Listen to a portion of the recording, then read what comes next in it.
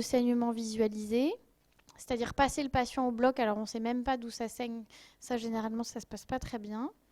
Laisser passer l'heure de la chirurgie, c'est-à-dire quand on a un échec du traitement endoscopique, ce qui arrive, il ne faut pas hésiter à appeler les chirurgiens pour passer le patient au bloc le plus rapidement. Parce qu'au bout d'un moment, il aura tellement saigné, on l'aura tellement transfusé qu'on va avoir des soucis de CIVD. Faire une fibroscopie chez un malade non réanimé. Voilà, donc ça, généralement, ça se passe très mal. Ne pas surveiller une hémorragie digestive, le risque hémorragique étant imprévisible. Donc les patients, on les scope. Si vous avez le moindre doute, il faut qu'ils aient un scope en permanence. Donc il faut le passer en réa, il faut le mettre en unité de soins continu. Après, si c'est une hémorragie qui n'est pas importante, il n'y a pas besoin, mais il vaut mieux pêcher par excès. Méconnaître une tumeur si vous avez une tumeur hémorragique, pas la biopsier d'emblée, parce que vous allez aggraver l'hémorragie. Attendre que l'hémorragie passe et on la biopsiera dans un deuxième temps. Donc là, on avait parlé de l'hématémèse. Maintenant, on parle du méléna, l'émission de sel noir, hein, je vous ai dit. Donc ça peut venir du tube digestif haut, du grêle, du côlon droit et du transverse. Ça peut également venir dans les inflammations du côlon. Donc on va commencer par une endoscopie haute. Donc tout ce qu'on a dit avant sur l'endoscopie haute est valable. Et si par contre l'endoscopie haute est normale, on ira faire une coloscopie. D'accord ? Puisqu'on a vu que l'hémorragie digestive pouvait venir du côlon. Si la coloscopie est négative, on ira vers les explorations du grêle, qui sont la radiologie, l'entéroscopie et cette fameuse capsule dont je vous ai parlé. D'accord ? Pourquoi on procède comme ça ? C'est par fréquence, parce que dans 80% des cas, l'hémorragie, elle est haute. Donc du coup, on va à l'endoscopie haute. Dans 15% des cas, elle vient du côlon. Donc on fait la coloscopie. Et dans 5% des cas, elle vient du grêle. Donc en fait, on élimine par ordre de fréquence. Donc l'orientation clinique, toujours l'interrogatoire, très important. Les antécédents d'ulcères, de cirrhose, la douleur épigastrique, alcool, tabac, stress, les médicaments gastrotoxiques, les anticoagulants, les efforts de vomissement, le malade en réa. Donc ça, on a tout dit, tout reste vrai. Et puis, on va rajouter la fièvre, la diarrhée, pouvant orienter vers une colite infectieuse ou inflammatoire, donc une origine colique, une altération de l'état général, des troubles du transit, un syndrome rectal, ce qui nous orienterait vers une tumeur colorectale, donc c'est important de le demander à l'interrogatoire. Maintenant, les rectorragies. Donc, dans la majorité des cas, les rectorragies, elles sont d'origine colique, rectale ou anale. Et dans la minorité des cas, c'est une étiologie haute. On va dire que ça représente à peu près 15%. D'accord ? Donc, les rectorragies minimes, souvent, c'est des origines proctologiques, c'est au niveau de l'anus. Donc, c'est les hémorroïdes, les fissures, les rectites. Mais ça peut être également une tumeur colorectale, un diverticule. Est-ce que vous savez ce que c'est qu'un diverticule ? On vous en a parlé ou pas ? Ouais. Donc, c'est une petite hernie de la paroi colique qui peut s'ulcérer, notamment quand on prend des anti-inflammatoires ou de l'aspirine. Et en fait, cette ulcération sur le diverticule va saigner parce que c'est une zone de faiblesse de la muqueuse. Également les hémorroïdes dans les rectorragies abondantes, surtout chez des patients sous anticoagulants. Alors l'ulcération thermométrique, on n'en voit plus beaucoup. On en a vu beaucoup pendant des années, mais parce que les gens prennent leur température dans l'oreille ou sur le front maintenant, et plus par voie rectale. D'accord ? Donc maintenant, c'est assez rare. Et toujours la cause des angiodysplasies, donc les petites lésions des vaisseaux sous-muqueux dont je vous parlais, qui arrivent surtout chez les patients âgés. Donc les explorations pour les rectorragies, souvent en premier lieu, on va directement à l'anuscopie, à la coloscopie, parce que souvent c'est plutôt des causes coliques ou anales. Mais si vous avez des rectorragies de grande abondance, il faut que vous commenciez par l'hémorragie digestive haute, parce que ça peut venir d'en haut aussi. Donc, l'orientation clinique et tout ce qu'on a dit auparavant, c'est toujours d'actualité. On va rajouter l'âge pour la diverticulose ou même les angiodysplasies d'ailleurs. Est-ce que les patients ont une radiothérapie pelvienne ? Parce qu'il y a des patients qui ont ce qu'on appelle une rectite radique. Donc en fait, les rayons faits par exemple pour un cancer de prostate ou un cancer du col utérin ont grillé le rectum et créent des hémorragies rectales. Donc c'est important de leur poser la question parce que vous pouvez avoir la cause rapidement. Donc on leur demande s'ils ont des pathologies proctologiques, hémorroïdes, fissures anales, s'ils ont une maladie inflammatoire connue, hein, donc c'est souvent la maladie de Crohn ou la rectocolite hémorragique. Est-ce qu'ils ont pris leur température par voie rectale? Et s'ils ont eu une chirurgie récente au niveau de l'anus, ou est-ce qu'ils ont eu une endoscopie récente? Si le patient il a eu une coloscopie et qu'on a enlevé un polype il y a quelques jours, a priori il saigne sur le geste de polypectomie. Donc l'orientation clinique, l'examen physique, pour les rectoragies, soit les rectoragies sont constatées par le médecin dans les toilettes, soit on ne le sait pas, et à ce moment-là, le toucher rectal, c'est très important, de même que pour le méléna.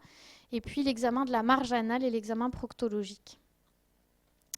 Donc, ça c'est... je pense pour le méléna et les rectoragies par localisation. Donc pour le tube digestif haut, on a déjà vu le tableau tout à l'heure.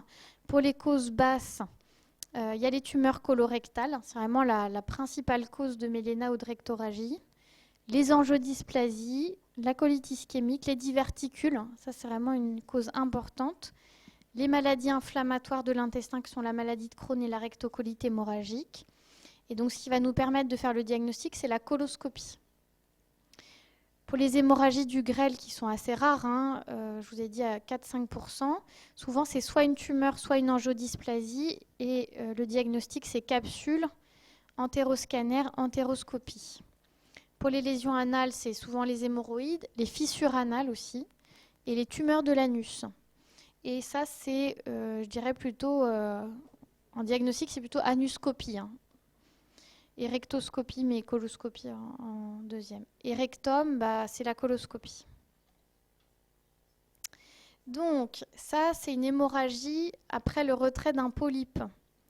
Donc là, c'est un polype qui a été retiré, qui a été coupé. Et en fait, ça, c'est le socle de découpe du polype. Et en fait, vous voyez que dans le socle, ça fait comme un ulcère. Et donc, il peut très bien y avoir des vaisseaux et ça peut saigner. Ça, c'est un cancer colorectal. D'accord? Donc, vous voyez, c'est vraiment une masse. En fait, le côlon normal, il a à peu près cette tête-là. Ou alors cette tête-là dans le fond, là.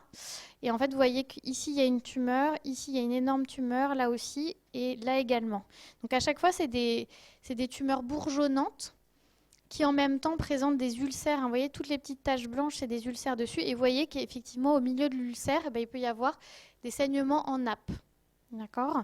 Et en fait, ça saigne pas comme un robinet, quoi. Ça saigne pas en jet, mais ça saigne un peu tous les jours et du coup, le sang est digéré. Les patients ont du méléna.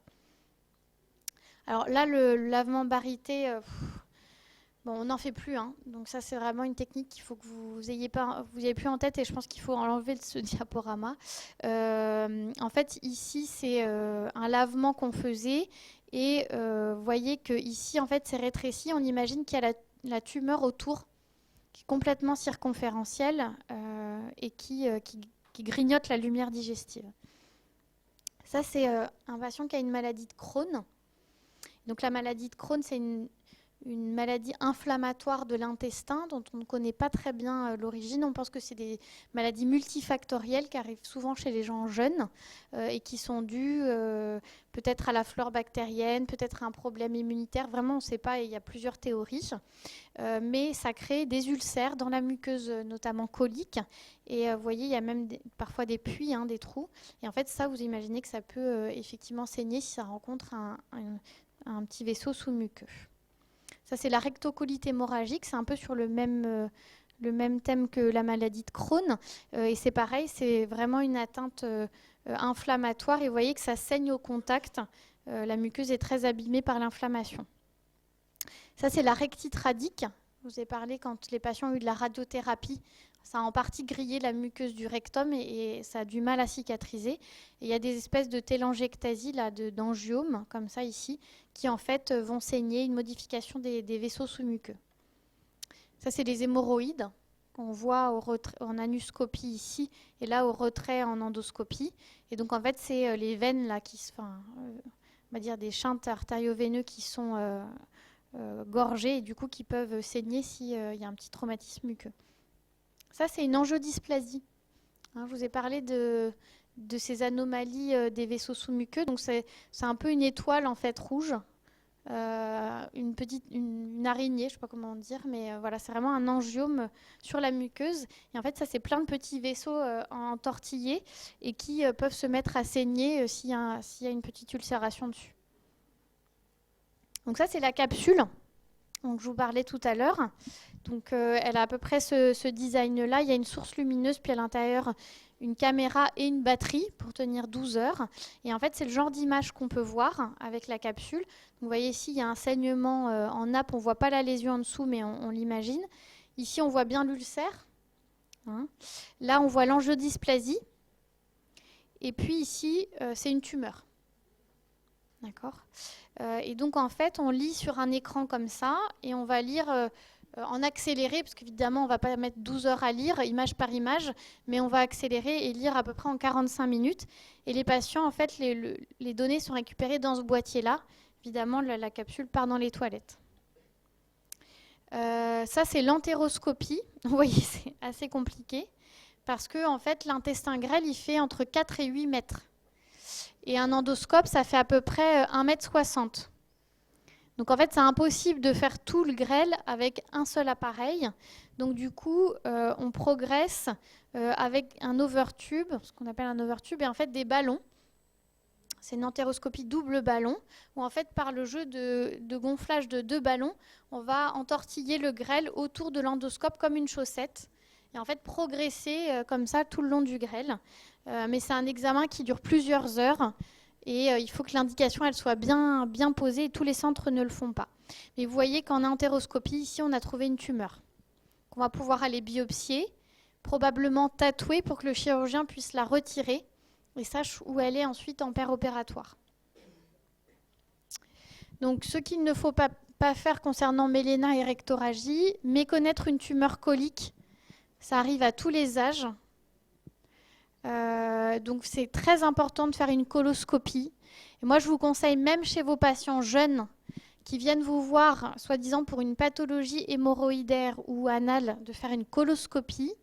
L'année dernière, j'ai trouvé une tumeur chez un patient de 35 ans qui était un de notre garçon de bloc.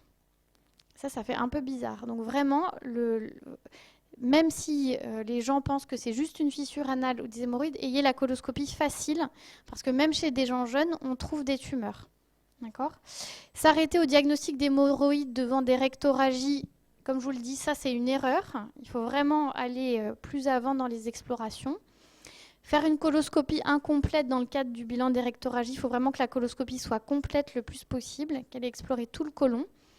Considérer la prise d'anticoagulants comme la cause des rectorragies, ça peut la favoriser, mais il y a forcément une lésion derrière. Et opérer sans origine topographique du saignement, évidemment, ça c'est compliqué. Non, ça c'était d'autres. Voilà. Du coup, j'ai fini, je suis un peu en avance. Est-ce que vous avez des questions ?